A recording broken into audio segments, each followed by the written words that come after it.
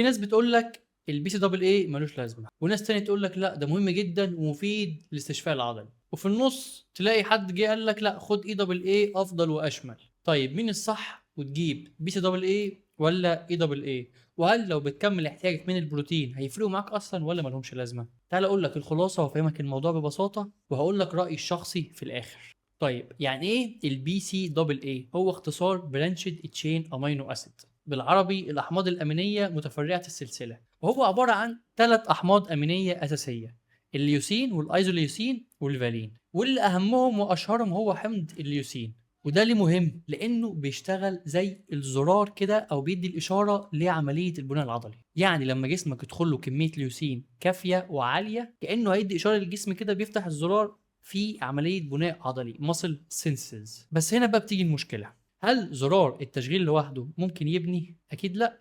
تخيل ان حمض اليوسين هو اللي مسؤول عن البناء العضلي، هو المهندس اللي بيبدأ ويؤمر بعملية البناء. بس عشان المهندس يبني محتاج يبني لوحده؟ لا، محتاج عمال، محتاج طوب، محتاج اسمنت، محتاج رملة، زلط، وادوات تاني كتير. وده بالظبط اللي بيحصل في عمليه البناء العضلي. البي سي دبل اي هيديك الاشاره بتاعه البناء، بالذات الليوسين اللي فيه، لكن لو باقي الاحماض كلها الاساسيه مش موجوده، عمليه البناء العضلي مش هتتم باحسن شكل. عشان كده اللي بيقول لك مكمل البي سي دبل اي ملوش لازمه، الجمله مش مظبوطه شويه، لكنها جايه من فكره او نظريه تنفع، لان انت محتاج كل الاحماض الامينيه الاساسيه مش مجرد 3 احماض بس. وكمان لو انت بتدخل احتياجك الكامل من البروتين، فانت اوريدي بتكون واخد ال3 احماض الامينيه اللي موجوده في البي سي دبل اي. طيب يعني كده مكمل البي سي دبل اي ملوش اي لازمه؟ هقول لك لا، فايدته ولازمته الرئيسيه حتى لو مكمل احتياجك من البروتين انه بيقلل من ألم العضلات بعد التمرين، وبيقلل إحساسك بالتعب، بالتالي هيزود من الاستشفاء بتاعك،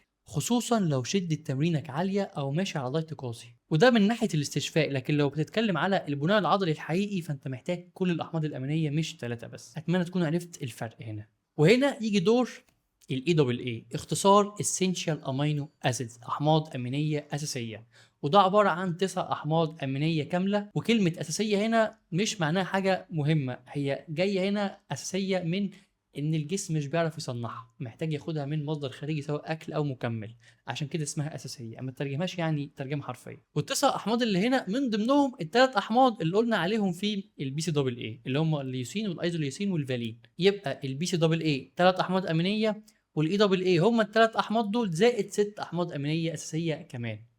وال9 أحماض دول مهمين جدا لعملية البناء العضلي.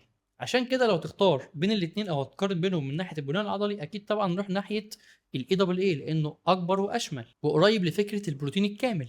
بالذات كمان ان معظم شركات الاي دبل اي اللي موجوده هتلاقي مكتوب عندها كلمه هيدريشن او الكترولايتس، زي مثلا صوديوم، بوتاسيوم، مغنيسيوم، عشان يعوض الفقد في الاملاح في جسمك في التمرين، بالذات لو بتتمرن في درجه حراره عاليه، جو حر، بتعرق كتير. مهم جدا لترطيب العضلات. عشان كده بتشوف ناس كتير بتستخدمه وسط التمرين او قبل التمرين مباشره او بعد التمرين مباشره، لكن في الاغلب ممكن تشوفه وسط التمرين. طيب هتسالني انا شخصيا بقى، انا هجيب ايه، بي سي دبل اي ولا اي دبل اي؟ ورايي الشخصي بص هقول لك دلوقتي ولا ده ولا ده زي ما سمعت كده، بس كمل معايا عشان هفهمك دلوقتي واقول لك ازاي. لما بقول لك ولا ده ولا ده، قصدي ان انت في حاجات تاني اولويه المفروض تجيبها، زي مالتي فيتامين تكمل احتياجك من الفيتامينات والمعادن، اوميجا 3، كرياتين. وبعد كده ممكن تفكر اكتر في حته الاي دبل اي الاول، اولويه اكتر. لكن لو عايز حاجه مخصوصه ومخصصه لحته الاستشفاء العضلي وانه بيقلل الم العضلات بعد التمرين، هنا تروح ناحيه البي سي دبل اي. فهي الموضوع كله اولويات، وعلى حسب نظام اكلك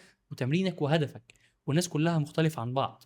يعني مش شرط انا يكون مفيد ليا الاي دبل اي ان انت برضه نفس الكلام، لا انت ممكن يكون انت محتاج البي سي دبل اي. عشان كده سواء محتاج ده او محتاج ده، او مش عارف ايه اللي محتاجه، تقدر تبعت لنا رقم الواتساب اسيبه لكم في الديسكريبشن تحت، واحنا نرشح لك من خلال صفحه دكتور فيد ستور. هتلاقي برضو لينك الويب سايت موجود في الديسكريبشن. عايز اي دبل اي، عايز بي سي دبل اي، في مكملات مجمعه بي سي دبل اي واي دبل اي مع بعض بتركيزات قويه جدا، هتلاقي افضل الشركات واضمنها موجوده على الويب سايت. وما تنساش تستخدم كود خاص دكتور فيد 5.